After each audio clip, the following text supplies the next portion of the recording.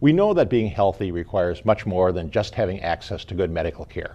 Increasingly, we know that one's individual health is impacted by the health of the community in which that person lives. Healthy communities provide people the opportunity to be healthy. But what determines a healthy community? From research studies and from our own personal experiences, we know that the healthiest communities have good access to high-quality, safe, and affordable housing, good transportation systems, recreation and open space, healthy foods, economic opportunity, safe neighborhoods, good schools, and a clean environment. We also know that these community characteristics don't happen by accident. They are usually the result of good planning and the implementation of wise public policies. The Twin Cities metropolitan area is considered one of the healthiest communities in the United States. That reputation is due in great part to the work of the Metropolitan Council, whose mission is to foster efficient and economic growth for a prosperous metropolitan region. Because the Metropolitan Council has such a major role in improving and protecting health, we'll be focusing on the work of the Met Council on today's episode of A Public Health Journal. Please stay tuned. Welcome to A Public Health Journal, a program that explores public health issues facing our society today and tomorrow. The host of the show is Dr. Ed Ellinger, Commissioner of Health for the state of Minnesota. A Public Health Journal is sponsored by the Minnesota Department of Health and the Hennepin County Human Services and Public Health Department, all working together towards the goal of healthy people living in healthy communities. Welcome to A Public Health Journal. Today we're going to talk about the Metropolitan Council, the regional policymaking body, planning agency, and provider of essential services for the Twin Cities metropolitan region. The Council's mission is to foster efficient and economic growth for a prosperous metropolitan region. In multiple ways, its work has a tremendous impact on the health of the public. Joining me in this discussion is Susan Haigh, the chair of the Metropolitan Council. Sue is the 13th chair of the council since its creation by the legislature in 1967. She has been chair since 2011. Chair Haigh is also CEO of Twin Cities Habitat for Humanity. She has also served as a Ramsey County Commissioner and Dakota County Attorney. Sue, welcome to our program. Yeah, thank you. And I know, people sometimes don't think about the Metropolitan Council as a health agency. Certainly I do as I look at all of the things that you do. But let's talk a little bit about what is the Metropolitan Council? When did it get started and why did it get started? Well, it was started back in 1967, and the idea was that there were a lot of big problems in the region that couldn't be solved by one city, one local community. And the idea of creating a plan and a regional agency was trying to solve some big problems. Some of the problems were raw sewage was being dumped into our lakes and our rivers. The bus system had deteriorated, wasn't working very well. Land that people had hoped to keep for parks was being gobbled up for development. So a sense of how do we preserve these wonderful natural resources? How do we make infrastructure decisions that are smart? And fundamentally, and you said in your introduction, it's about the efficient and economic growth of a prosperous region. Well, what does that mean? It's really about people, is what it's about. Mm-hmm. So did the focus start on a smaller area, and as the metropolitan area grew, the expanse of the Metropolitan Council's reach? Well, no, actually it was created to serve the 7 metro county areas. So the Metropolitan Council service areas, the 7 metro counties. And people who did this back in the late 60s really were good government people, were really focused on how do we make the right types of public policy decisions about expensive infrastructure projects. And I think they were really ahead of their time as I look back and think what was going on in the late 60s. Do other metropolitan regions have councils like the Met Council? There are very few exactly like this. What's interesting about this council is this council is appointed by the governor, confirmed by the Senate. There are 17 members on the council. I chair the council and serve at large. The other 16 members represent specific geographies. And they're former mayors, city council members, planning commission members, legislators, or people with a deep amount of local government and state government experience. Okay, yeah, and you mentioned sort of the role that the council plays in a variety of areas. Sure. I have a slide here that sort of gives a little bit of background of what you actually do. So explain talk a little bit about that. Explain what you're doing in all of these areas, or what are the areas that you focus on, and why these areas? Well, one of the areas that's probably hardest for people to understand is the planning area. And that was actually why the council was formed in the first place. And the idea of a regional plan is how do we think together about what our region should look like 30 years from now. So we create a regional plan. Our current regional plan that we just adopted is called Thrive MSP 2040. And from that regional plan, cities adopt local comprehensive land use plans so they can make choices about how they guide growth, about how they plan transportation infrastructure, water infrastructure that's consistent and rolls up into the big regional plan. Very important function. We also are a big operator of services that are important to the region. Transit. We run the Metro Transit Agency, which means we run buses and trains and build the big transitway projects. And then housing. We run a big housing and redevelopment authority. And probably the area where people know us the least, but really provides so much quality of life and so much good health for the region is really our wastewater treatment system. So every time you flush your toilet, you don't think about where does that water go and who takes care of it to make sure that when it gets treated, it doesn't contaminate our lakes and rivers. And that's what we do. We have about 4,000 employees around the 7 Metro County area. So how is it determined which kind of sectors the council would be engaged in? Because there are a whole variety of things. There are a whole variety of things, and it's changed over time. There have been things that have been added and taken away, but I think the idea, as you can see, is how do we focus on these big public infrastructure issues that often transcend a particular city or a county? Though that's true with transit and transportation corridors, it's certainly true with wastewater treatment. And then parks is another area. We make grants to all of the big regional parks agencies in the metropolitan area. So how do you evaluate, you're the 13th chair, and you're looking back to 67 when it started. How do you determine the kind of impact it's had and whether it's been a good thing or not such a good thing? Well, I think it's been a really good thing because I think it allows us to solve problems that really are way too big for any one city to solve. And it helps us get regional balance. One of the issues that I find a lot in my work is that cities, mayors, city council members, county commissioners are really zealous advocates for their citizens. And we have resources to allocate to them through grant programs for parks, for something called Livable Community, for transportation funds. And they want those resources to improve their communities. So what we try to do is set criteria that make it fair and make it sure that we're balancing where those resources go throughout the region. Good. Well, I've got a little clip here from that explains the Metropolitan Council that the council has put together. So we're going to take a little break and watch this clip so people get a little better feel for the Metro Council and the work that it does, and then we'll be back after that. So we'll be back after this little video.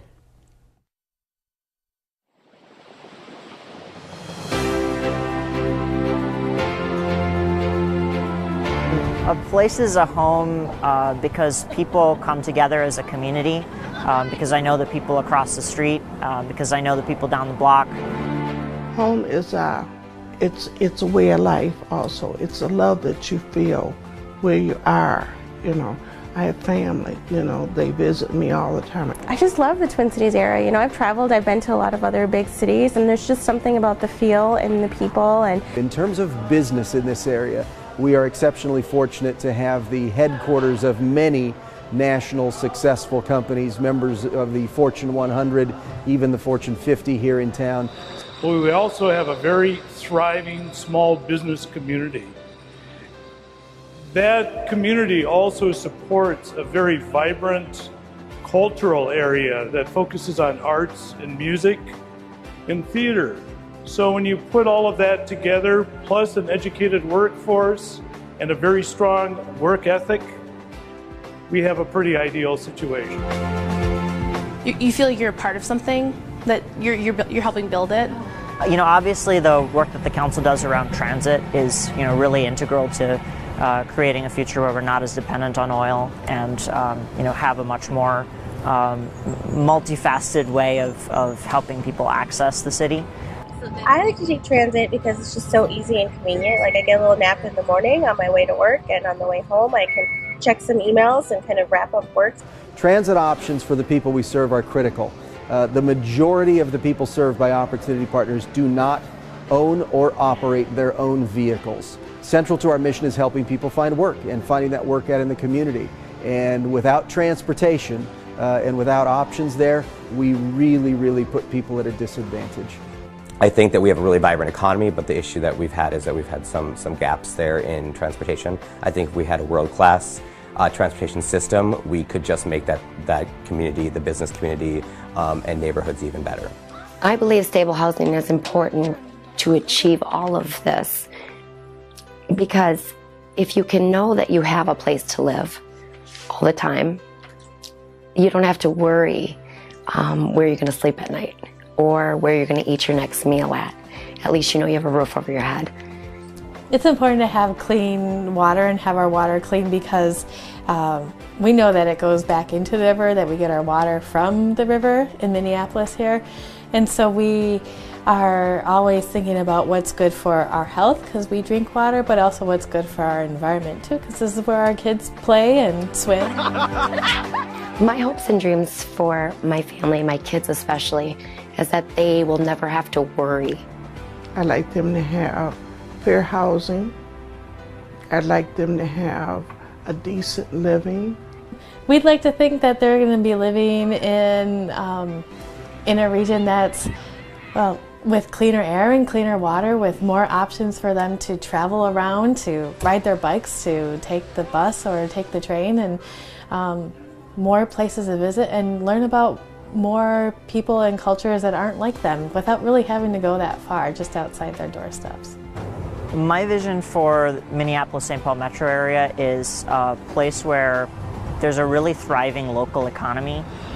There's people from many different backgrounds who are coming together to create a really stable foundation going forward.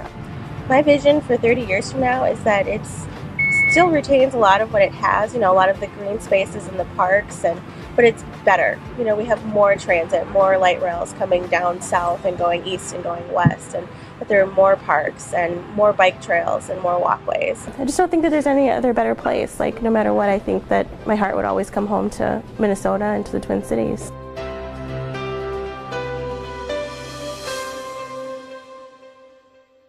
Welcome back. We're talking with Sue Haigh, who's chair of the Metropolitan Council, about the workings of the Metropolitan Council. Sue, it was nice to see that little video, and it kind of explains all the things that you're doing. But in this segment, I want to talk about disparities and equity and the diversity that's occurring in the metropolitan area. Certainly, in the 35 years that I've lived in the metropolitan area, I've seen a dramatic change in its character and its makeup, and it looks like it's going to be increasingly diverse. Is that an issue that the Metropolitan Council has to pay attention to? Yes, it really does. One of the important roles that we play in the region is we forecast growth. And and the reason that we do that is that helps cities plan and determine where are people going to be and what types of infrastructure will they need. So we look both at how many people are going to be here, what the growth patterns are, and then kind of what are the demographics of that population.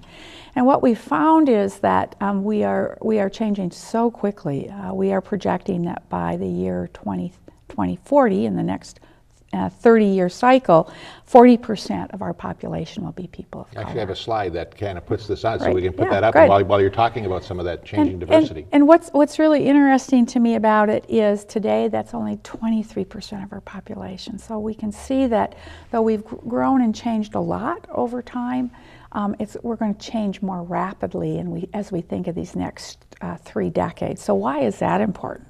Well, what's important and what we've tried to highlight in our Thrive MSP 2040 plan is that there's such disparities in issues that are really important to our economic future for people of color.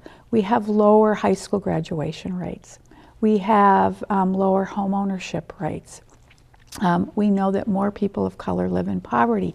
If you're white, only 6% of the metro area will live in poverty. If you're African American, 25% of you will live in poverty. That's 1 out of 4. So as we think about our region growing and we think about economic prosperity, we really have to invest in what we think of as equity, the idea that we have to provide opportunity for people of all races, all ethnicities to prosper and grow. And it's really an economic imperative for the region. If you don't graduate from high school, if you don't have the stability of owning your own home, if you live in poverty, what does that mean for our economic future? We've actually calculated this and found out if we could raise the graduation rates so that they were the same for people of color as they are for the white population, raise the home ownership rates, raise the employment rates to make those same, we'd put about $30 billion into our economy. So I like to frame the equity issue as a not just it's a do good and do right type of an issue, but it's really about economic growth and prosperity. So how does the Metropolitan Council have an impact on that? You know, education and income are the two biggest contributors to health, certainly, and certainly well-being. How does the Metropolitan Council influence those really major drivers? Well, one great example, and let's just look at the transit system. So if we invest in transit and people can get to their jobs by using a bus or a train, it's going to put money in their pocket. If you don't have to own a car, or if your household only owns one car as opposed to two, that puts about $10,000 a year into your pocket. It's very expensive to own a vehicle. If you're a low-income working person, that means you can put more of that income into health care, into child care, into food, into those items that are important. So investing in transit, investing in public infrastructure for transit provides choices and opportunities. So if your bus commute goes from an hour and 20 minutes to 45 minutes, it makes it a lot more likely you're going to be successful getting to that job.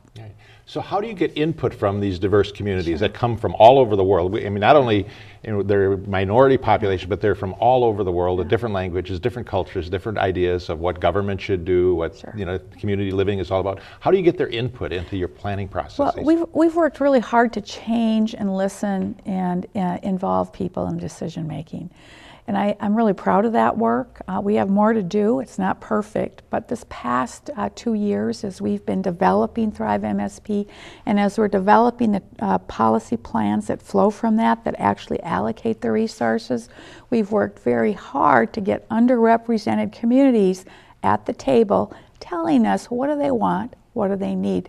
A great example, we worked with a group out in Eden Prairie of Somali residents who live there. People wouldn't know this, but there's actually a fairly high concentration of Somali immigrants in the city of Eden Prairie. And so they talked with us about the light rail station that we're planning there for the extension of the Green Line.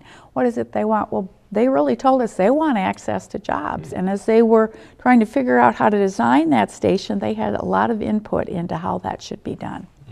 Are you seeing that the work that you're doing actually attracting other people from other parts of the country saying, this is a good place to live, we want to come there to be part of it? Well, and I think that's really the idea. If we want to be a region where talent is attracted to come to, livability is everything. In our very mobile age, and I hear this from the big employers in our region all the time, is talent can decide to go anywhere. And they make choices about where to work based on where is it a good place to live. And so we want to continue to be a very competitive, livable community because we'll attract talented people to live here. Very true for the millennials. Millennials are very mobile in their work. Work is more mobile. People can live in one city and commute to many other cities to do their work. And we want to be that city where it's a great place and a great region for people to live. Well, I want to talk about some of the specific things that you do and their direct link to health, but first we're going to take a short little break. Okay. So we'll be back right after this message.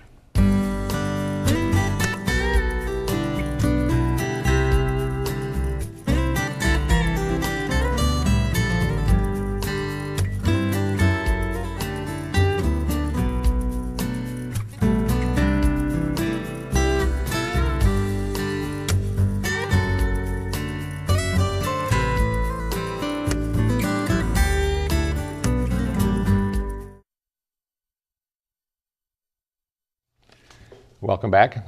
We're talking with Sue Haigh, Chair of the Metropolitan Council. Sue, on the very first part of the session here, we talked about the fact that you did with transportation and housing and clean water. I want to go through some of those just to see their link. And I want to start with transportation. You've talked about transportation already in terms of its impact on jobs. jobs and the time and putting money in pocket. But I have a slide here that actually shows that some of the other things that go on with transportation, the fact that it's related to obesity. And tell us a little bit about how you put the health issues into when you're planning for something like transportation. Well, it was really interesting when we were getting input from citizens in the community about transportation. We actually heard a lot about health, and specifically how you can design bus stops and transit stations to make them walkable and easier for people to get to and to want to walk is a part of how you do your infrastructure investment. We know that there's a 6% increased likelihood of obesity associated with each additional hour you spend in the car. So just getting out of the car itself is really a healthy investment for us as individuals. We know that healthcare costs attributable to traffic injuries and fatalities are like $200 billion. So you're pretty safe when you're on a bus or train, actually, which is a great thing. The other big issue for us is air quality. Think about that. 59 people can get on a bus during a peak, or 59 people could get in their cars and drive. The impact on our air quality of making the choice to get to transit is just huge. It's about $50 billion. So a lot of important health issues for us as we think about transit investment.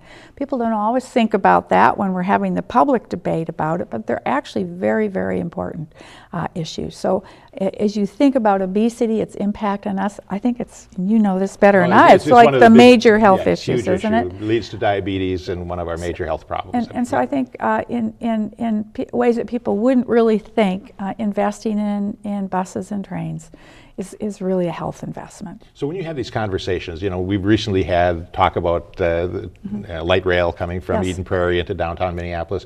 Do some of these health issues, are they part of the conversation, or is the community really looking at how is it going to affect me and my neighborhood? Yeah, I think one of the things that's really interesting about our work at the Met Council is we're very long-term. It's a 30-year vision that we have, and we're thinking about long-term investments. And often it's hard for people who are really concerned about what's happening today, tomorrow, maybe the next day, to think 30 years. And that's our job, is to help make that information better and more accessible for people. So we do try to do that. Yeah. What about housing? I mean, we haven't talked at all about housing, and housing is certainly one of those things. Stability of I always think stable housing probably does more for third grade reading levels than almost anything else. It does. Well, what does the Metropolitan Council do with housing? Well, we do a couple of major things. One, we are adopting a housing policy plan for about the first time in 30 plus years, and I'm very excited about that. So from that housing policy plan, each community will have goals for housing and housing production. Very important issue right now as this population ages, and we're expecting 22% of the population to be seniors in 30 years. Think about that. I mean, we're at about 11%, so it's going to double. So what does that mean, and why is that important for housing? Well, seniors are one-person households or two-person households at most. They're going to need smaller housing units. They're going to need special types of services to be connected to stay healthy, and their health and their housing is important. The other important issue with the housing plan, though, is housing affordability. And so we are setting housing affordability goals for every local community to create incentives, to create more affordable housing in all 180 cities in the 7 Metro County area. Well, why is that important? Because when housing is stable, particularly for low-income families, they are so much less mobile if they are in an affordable rental that's safe or an affordable home that they own. Mobility is the single biggest issue in housing for very low-income people. And why are they mobile? Well, generally they're trying to find a place that's safe, healthy, and doesn't cost so much that they can't afford it. Low-income folks who are the working poor in our community are spending well over 40 and 50% of their income on housing, really unacceptable amount. And so they are often searching for a place that isn't overcrowded, that has no problems with many health issues, lots of mold, lots of ventilation issues. So investing in good quality affordable housing can also really improve people's health. Yeah. Well, we're running out of time, and we didn't talk about water and Right, sewage water and parks. I mean, all things these things. that are really part of your portfolio. But I think this gets a sense that you have a major impact on health and quality of life in the Twin Cities. So thanks for the work that you're doing and the council, and look Thank forward you. to I more work. appreciate the partnership. Thank you very much. Great. I'll be back with a closing comment right after this message.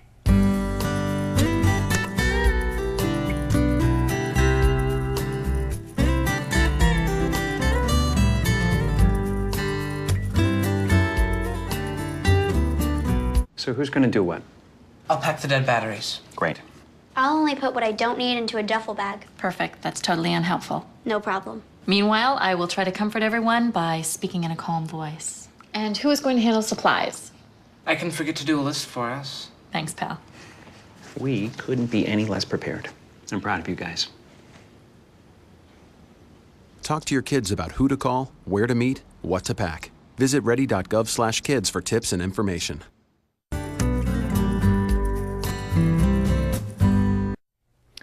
The well-known architect Frank Lloyd Wright said, quote, "No house should ever be on a hill or on anything. It should be of the hill. Hill and house should live together, each the happier for the other," end quote. I think that statement should apply not only to houses and other buildings, but to all parts of our community infrastructure: parks, transportation, energy, trash, communication avenues, sewage and water systems. They should be not on anything. They should be part of something. Actually, they should be an integral component of everything. If these structures and systems are going to contribute to the betterment of this world and its inhabitants, they must not only be part of the hill or the environment, they must also be part of the community. And to be part of the community, they must be an integral part of the community's life, its development, its demographics, its politics, its economy, its sociology, its culture. But more importantly, these structures and systems need to be part of the community's soul, its history, its dreams, its visions, its spirits, and its hopes and aspirations. Only by being part of the community's soul will we achieve Frank Lloyd Wright's vision of hill and house living together and each being the happier for the union. All of the things that help make our communities healthy and livable are not just building materials and modern technology coming together to create independent and isolated structures and systems. They are an integral part of the complex organism that is our ever-evolving society. Good civic and community planning is a public health tool that helps our society evolve in a healthy way. It not only serves our bodies, but nurtures and elevates our spirits. That's all for today. Thanks for watching. I hope you can join us again next time on A Public Health Journal.